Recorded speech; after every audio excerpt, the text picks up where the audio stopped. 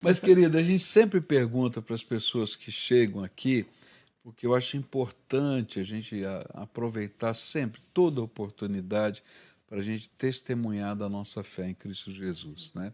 E a gente sempre pergunta como é que foi a sua experiência de conversão, de entrega da vida a Jesus? Então, pastor, eu fui criada numa igreja, né, numa família católica, né?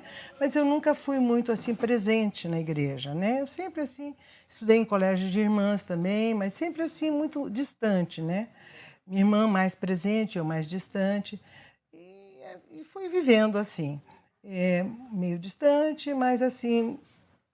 Quando eu mudei para Brasília também, aí fiquei mais distante ainda. E quando eu mudei para Curitiba, Nessa época, já era casada. seu esposo era deputado Deputado federal. federal. Deputado federal. Deputado federal foi quando a gente mudou para Brasília. E daí realmente ficamos 12 anos em Brasília e eu não me lembro de ter ido numa igreja. Durante 12 anos. Quando eu volto para Curitiba, eu venho com meus filhos, mas meu marido já está terminando o mandato, então ele fica lá ainda. E eu tinha muito medo, mas muito medo de que acontecesse alguma coisa com os meus filhos, porque o Renato estava com 14 anos e a Flávia com 18, era uma idade muito perigosa. E eu precisava de uma coisa assim que me protegesse, para que eu tinha muito medo que meus filhos usassem droga, essas coisas. E graças a Deus isso não aconteceu. E um dia, existe um ditado que diz assim, a gente vai para a igreja ou pelo amor ou pela dor, né? E eu fui pelo amor de Deus e pela dor de uma outra pessoa. Uau. Isso que foi interessante. Deus tinha um propósito na minha vida. Eu não conhecia ele, mas ele me conhecia. Né?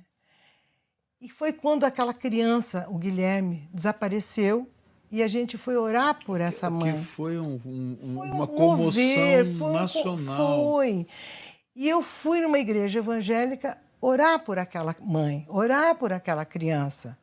Né? Eu fui solidária àquela dor, não foi uma dor minha. E chegando lá eu vi pela primeira vez a palavra. Porque muitas vezes você vai numa igreja, tem ritual, mas ali tinha a palavra. E eu nunca mais deixei. Porque quem tem esse encontro... Não existe ex-crente, pastor Pascoal. Não, ou é de verdade ou não é. Ou não era. Ou não era. Eu concordo com a senhora. Não é verdade? Não existe ex-crente, porque quando você tem a presença de Deus pela palavra e tem a consciência daquela aliança com a sua vida, porque é um Deus de aliança. O que é aliança? É a união de diferentes. Eu, pecadora, com Deus. É verdade. Essa é a aliança. Nunca mais. Aí não existe ex-crente. Então, aí, o que acontece? Eu resolvi, então, um dia eu me afastei dessa igreja e pedi a Deus que me conduzisse a um lugar.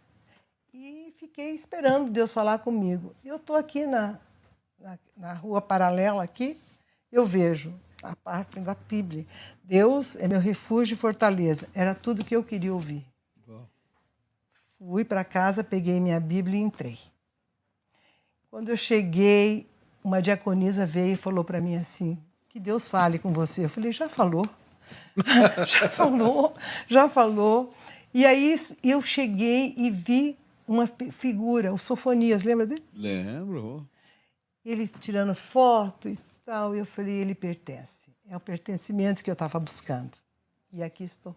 Aqui, quantos anos? 17. 17 anos, olha que E fui muito acolhida pela Cleusa, por você, pelo aquele carinho, aquele entendimento que tiveram comigo, assim, a confiança que vocês tiveram comigo. Porque vocês me deram tarefas que eu achava que eu não podia desempenhar, mas eu me esforcei bastante e eu agradeço muito essa confiança. Sempre com excelência, viu? Sempre com excelência. Obrigada.